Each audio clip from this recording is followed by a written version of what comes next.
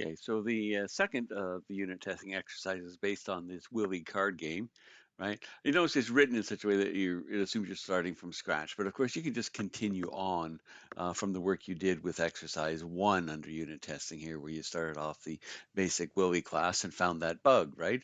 But the point is now that you're going to be using a version of the Willie hand class that doesn't have the bug anymore. I did actually just post a copy in a text file because it's so hard to get it out of the PDF properly of the revised version, the one that I ended up using at the end of our first exercise on unit testing here, right? So, some of this stuff you can kind of skip over because we've already got our class library in place, we got our Willie Hand class ready to go, and so on and so forth, right?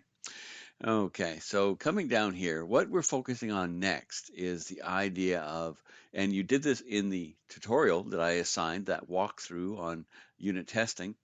Sometimes what we expect is that a certain arrangement should result in an exception being thrown, right?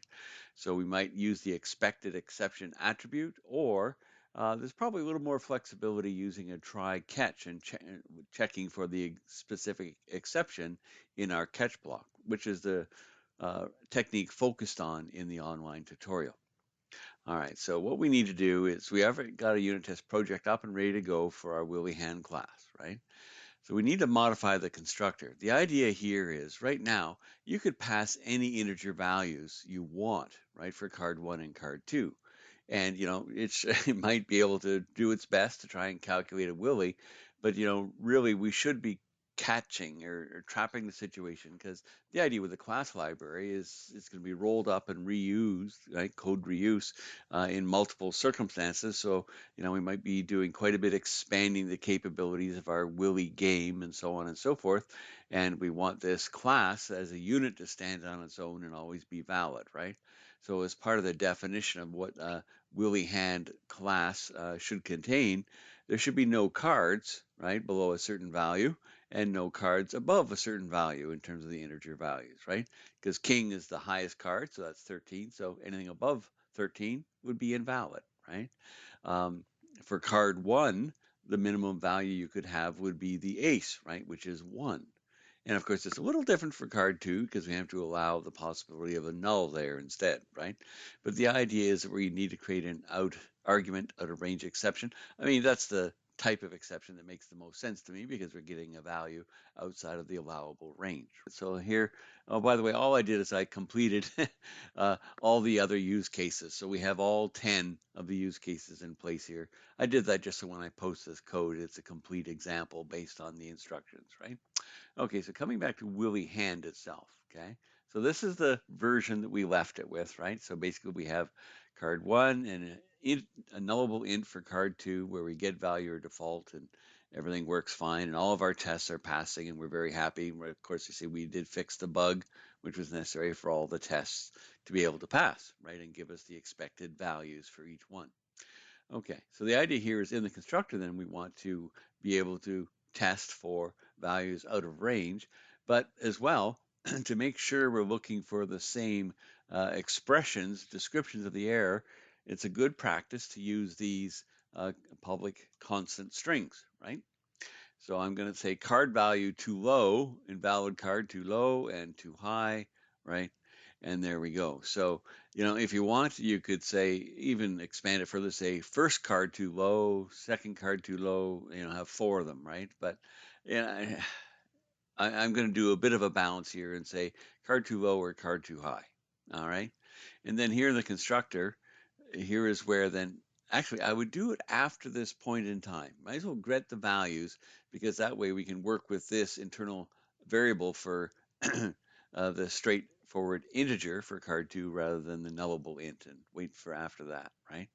So it's up to you. Now we could really handle all 4 situations separately, or we could combine it and just, you could do it all in one test. You could test all 4 things. Is card one below a limit? Is card two below limit? Is card one? Put it all in one big if and throw a single exception, right? But then, that's maybe not very clear. You could do 2, check card 1, is it valid, right? Is it below or above the allowable values, right? So a 2-part test in your if, and same thing for card 2, and just have 2 different exceptions you throw. Or you could go hog wild and test all 4. right? I'm not going to say that you have to do that, although that's what I'm showing in my code here to a certain degree, right? So if card 1 is greater than 13, right, then we're using, this was talked about how in our argument out of range exception, we have the option of passing this additional information. This is the string, the parameter name, right? And then the actual object, its value will be given. And then, of course, our constant string here, card value too high message, right? And all of this will be combined together into the actual error message generated that will be stored inside the exception that is thrown, right?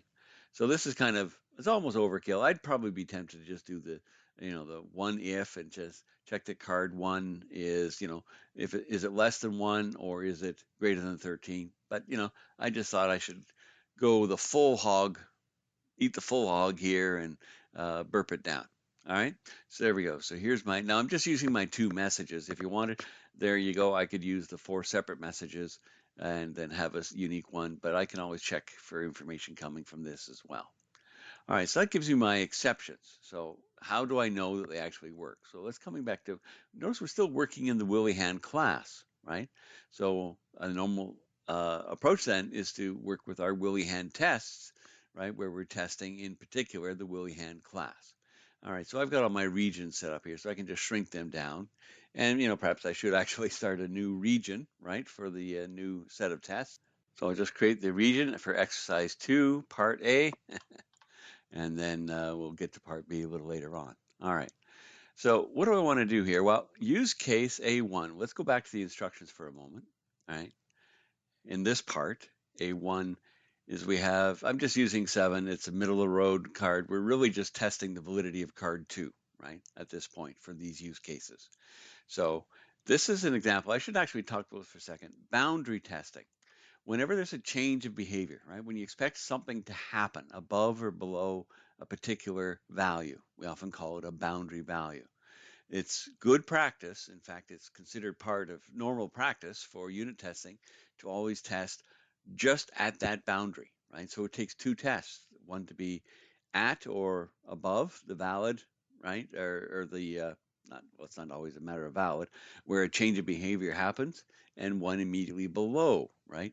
Now I say immediately, we'll talk more about that in a second. So what does that mean? Well, with integers, we have it easy because it's pretty easy to tell, right? So for the second card, -1 is definitely not a valid card, right? 0 we would have to allow because that represents null, right? And then going to the high end, 13 is a valid card, right? But 14 is not. So we would expect an exception for 14. We would expect an exception for -1. So that's use cases A1, A4, right? The other 2, we don't expect an exception. We should be able to properly calculate our Willy value. So we'll make a test to prove that it does work, and then we get our proper Willy values, right, on that side of the boundary, the lower boundary and the upper boundary. Right? So for every boundary, you need at least 2 tests, right, to be above and below the boundary where the change in behavior happens. So let's just start here with test A1, right? I'm going to get that in place. And to save some time, I'll do some copy paste work. Okay. So here we are with our Willyhan test 2 A1, right? So here, our use case A1, below the lower boundary for card 2. Right? And we're expecting a argument out of range exception. So this is how you were shown in your tutorial. So we do our range, right, for our card 1 and card 2. Then we wrap the act in a try, right? So we have our target being instantiated. And then, of course, it is in the constructor that the exception should happen. So we should catch our argument out of range exception. And we'll use the string assert as explained in the tutorial, allows us to compare strings and assert based on that, right? So we check the message generated by the exception or carried in the the message inside the exception itself, and we check for our card value too low message. Now remember, see, that is a property of Willyhan. So that makes it easy that we actually have it right here at the top of Willyhan. It's a public constant string, right? So basically we can just, IntelliSense will provide it to us as soon as we hit the dot after Willyhan, okay? Now I could be more specific, but this is close enough at this point in time to confirm that yes, we are getting the correct card value too low exception being raised, right? Now, why is this here? Absolutely necessary, right? We talked about this earlier in our discussion of exception handling in the unit testing, you always need to have an assert fail at the end, because if for some reason you don't get the expected exception, what happens? Well, you might possibly, think that the test passed, right, and get a false positive, so to speak. So you always need an assert fail at the end to make sure you failed to get the expected exception, right? You shouldn't have gotten this far. It should never ever actually reach this code, right? Because we should always get the appropriate exception. Okay, so that's good. We'll just maybe I'll run this test.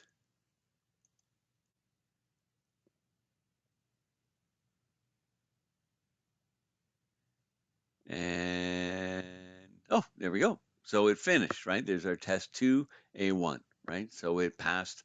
So we did get our exception. Now, if you wanted to see it happen, you can set a breakpoint and go through it, right? But I'm not going to take time to do that right now. I'm trying to keep this recording short. So I'm just going to actually bring in the other 3 tests and we'll talk about them as we do, right? Okay, so for our exercise 2, use case A2, right? We're above the lower boundary for card 2. So notice the structure is different. We don't use a try-catch here. We aren't anticipating any exception, right? We should be able to calculate the Willie value, right? We expect from with a 7 and a null that the value would be 7. So that's what our actual should match, should be that expected value. Bada bing, bada boom. A normal unit test, right? Same thing for the next one. Use case 3 was below the upper boundary for card 2. Okay, so that is 13 is the highest valid value. That's a king for card 2. And so we should be able to calculate that the expected Willie would be 17 with a 7 and a king, right? Because of course the king will be used for the value 10, 10 plus 7, 17. So that one should pass. So finally, okay, from our exercise 2, use case A4, we're above the upper boundary for card 2, right? So we should once more get our argument out of range exception. So notice the different structure with the try catch around the act, right? So as we construct the Willie hand, card 2 should violate, okay, that argument out of range and raise that exception, and it should have card value too high message contained inside the message of the exception itself. Again, our safety net to make sure we don't get a false positive is our assert fail at the end. All right, so we've made a few changes, so I'm going to run all tests, just make sure everything is working. So there's my test 2, A1, 2, 3, 4. Those are all 4 of the new tests, testing the boundaries of the actual change in behavior when we do and when we don't expect to raise exceptions. All right, now that's only done for card 2. So really, technically, we should have another 4 to do the exact same process for card 1. What's going to be the difference? Well, remember, the basic difference is right here in the minimum value, right? Card 1, okay, shouldn't even allow 0. So make sure you make that change when you build your other tests. All right, well, I'm going to leave it there for now. We'll go on to the second part of exercise 2 in the next recording.